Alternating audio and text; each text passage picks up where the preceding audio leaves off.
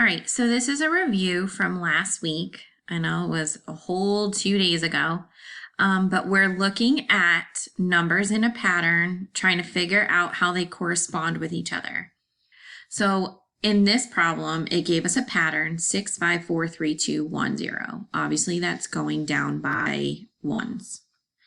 And then pattern B starts at 24, and then it goes down to 20, and then it goes down to 16.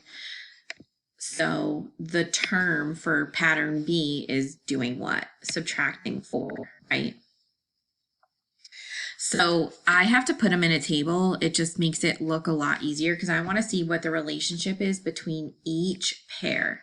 So I'm just going to quickly put them in a table. 4, 3, 2, 1, 0. Okay. And then we have 24, 20, 16, 12, 8, 4, and 0. So it wants to know what the relationship between the corresponding terms in the two patterns is. So let's take a look here. 6 and 24.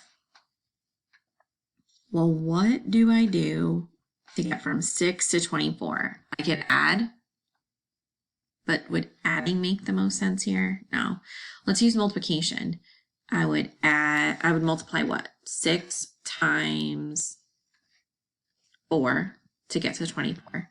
So let's see if that corresponding term works with all of our AB patterns. Is 5 times 4, 20? Yep. 4 times 4, 16. Yeah. So it just looks like the multiplying by 4.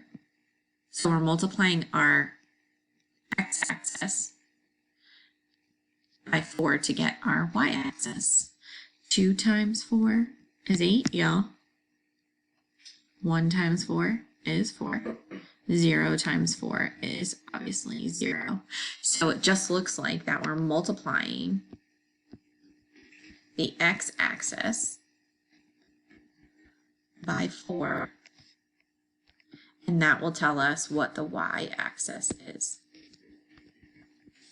Okay, good luck on your next couple questions.